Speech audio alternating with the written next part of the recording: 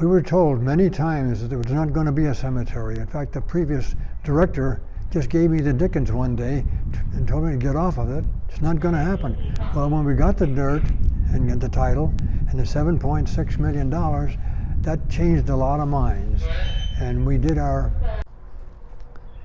Well, I started working on the cemetery a lot of years ago. In fact, it's over 8 years ago, on November 7th, 2007. And why it got me involved in it is the fact that we just had been officiating for a veteran's burial, not in a veteran's cemetery, not even a veteran's section. And I thought, this is crazy. Why don't we have a veteran's cemetery for us? Well, we got looking into it. First thing they said, well, part of the people in Tucson got to go to Sierra Vista. I said, why? She said, well, there's got to be 75 miles apart on every cemetery. So part of Tucson would be going down to Sierra Vista. What about the rest of Tucson? Well, we don't cover that.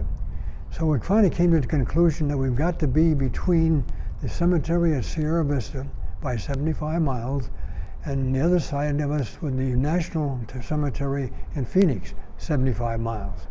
And where did that leave us? Right here in Marana. So we went looking at Marana for land. And graciously enough, the Kai family had some land, 42 acres that they would donate to us right along I-10. That was what we needed to have. So we got together with them, signed an agreement for the cemetery, and they made one provision which was very important to us, and it was a good thing. They said this land is being donated to the state's Veterans Service Group for a cemetery only, and that was good. So now we have a piece of land that can only be used for a cemetery, and the federal government came along and said, okay, you've got your land, you've got the title to it, here's $7.6 million to build it. And in the next 2 years we spent building it, and we had all kinds of things that went on with it. We fought snakes, we fought the weather, we fought changes in the plans, even to the point where when we put all of this together, we drove on the old road, which was a dirt road, and compacted the daylights out of that road. He says, well, that's a good road to have into the cemetery. It's a mile short, however, being that way. So I went with the Pima County Association of Governments and brought in all the communities around us to help pay for this. And of course, Tucson says, okay, we're probably going to have to put the biggest amount of money because we're going to have more veterans from Tucson. Not so. This is in Marana. So we talked to Tucson, we talked to Marana, Oro Valley, Sarita, and we got together and we managed to pull about $1 million together to put that road in, put our cemetery together. That finished everything that we needed. And our dedication for the cemetery, okay, we finally got everybody together and we had our groundbreaking, and that was the time when Ted Vogt was the commander or the chief of the state. So things went very well in that regard, but there was a lot of paperwork to be put together, and I had two of the fellows that worked with me on that stuff from the start. That was Wendell Haig and Norm Ross. And Norm Ross is a part of this cemetery right now, unfortunately. But we did get our money, and then we started the building of the cemetery. We moved a lot of dirt because we had low spots in the area and it needed to be built up. And we got our road back in. And the end result was on March 26, 2016, we had a dedication of the cemetery, everything having been completed before. One of the important things that we need to do now is maintain this area, because we have 130,000 veterans that live right here, and this is home. And we want this to be their resting home forever, so their families can visit, veterans can visit, and friends can visit them at any time. That's an important part. So that's why we have a foundation to continue to maintain what we've got. As an example, value of the... Well, it's very valuable to have the community involved with us, because this cemetery is for the metropolitan Tucson veterans. And that covers a lot of ground, not only in Tucson, but around it. And these people are so gracious to working with us. We get donations quite frequently of dollars and money and efforts to do certain things. We sell a lot of I guess you call them stones to walk on, and that helps. And their name is on it, so it's important. We want this to be a big part of the community, and we need to look at it as part of the community.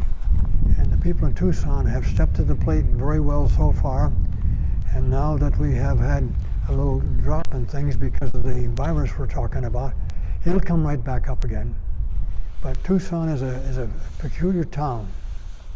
They're a great bunch of people, and if somebody needs something, you got to get out of the way, because here they come to help. And veterans are a very distinct part of our community. In 2016, we decided it was a good thing to have a foundation together to carry it on with all the things that are going to be necessary. New gravel. One of the big things we did was the Carillon Music Tower. We dedicated that on March 10th of 2018, very expensive item, and we have a donor to this day, Susan Bring, who is the donor in that area, and because of that, she's a lifetime member of our foundation. So that was very helpful. Another thing that came along was planting of 100 trees by the Rotary Clubs of Tucson. Another one that helped us again was Dick too donated a beautiful water fountain, and he became so involved, he is still a member of our foundation. So these are some of the things we dealt with. Another one that's been very helpful to us, Norm's wife, Ann, donated a case full of World War II and Korean veteran airplanes. It's a beautiful addition to the cemetery. We also have a large, big American flag on the ceiling in the administrative building. And the reason why it's so different, it only has 48 stars. It's an old timer. So that's been a big part of it. And we've had a lot of people help in many, many ways, not only with funding, but buying pillars, buying stones that we have a part of the cemetery. So that has been a very good thing to have. But the thing that's been really important about that, the director of the cemetery, Bonnie Dodelston, coordinated all these efforts and kept them all in good order, and that was a tremendous help for us. However, now today, she has retired and been replaced with a new director, Nicole Contreras. So here we are in April of 2020. We have a beautiful resting home for 2,000 veterans already placed and ready, and over 2,000 applications for more veterans that will be using our cemetery. So folks, I want to thank the people of the Metropolitan Tucson District for all the support for our veterans who are now home here in their area of Tucson. And it's Paul Marsh speaking.